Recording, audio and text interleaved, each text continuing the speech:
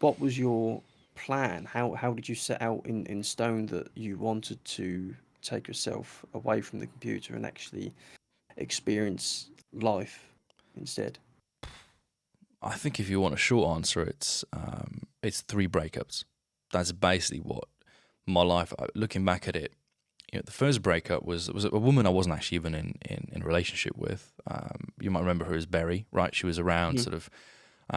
We had like a very casual thing going on, but when she, quote unquote, broke up with me, that was when I discovered the love for trance music. That was when I started streaming a lot over the course of that winter, and that's when I got my Twitch partnership. So that first breakup was the thing that I needed to push me into the world of content creation, right? And that's when I realized that this was something I really needed in my life. I didn't know at the time that I could leave gaming aside, but still leave the content, like be a content creator, but you don't have to be a gamer. And it wasn't until the second relationship, which happened shortly after this situation with the Jewel, and me really realizing that perhaps I didn't want to do that. Because I stayed around, I would still play the game casually. I'd still upload content. I was starting to upload videos that were a little bit more controversial. I was tapping into like that inner kind of chaotic child and just slamming Gaijin for their bad practices, and maybe even going on a bit of a witch hunt. But I didn't really care. It was sort of my I don't know how to describe it. It was almost like I had to get it out there. It was like energy that I had to release into the world. But at the time, I had started road cycling and being in a relationship for the first time in my life.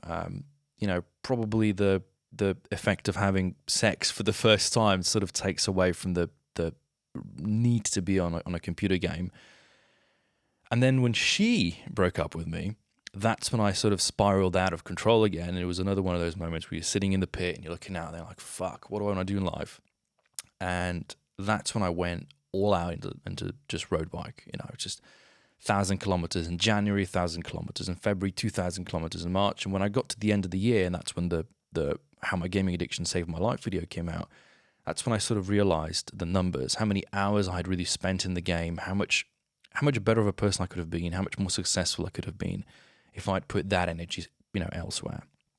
And then the third turning point was last year when I made the decision to break up with somebody that I was, head over heels for. Really, sort of saw myself having a family with them, and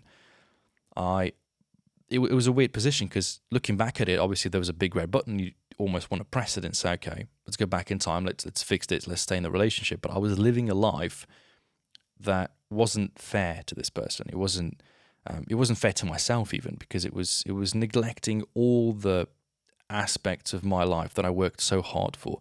The English I worked so hard to develop, the friendships I worked so hard for, the skill sets that I developed throughout the years of gaming and content creation, to then spend it in a commercial kitchen. I didn't see the point. It was like I could only ever become so good in that environment, and I would have never reached my peak potential.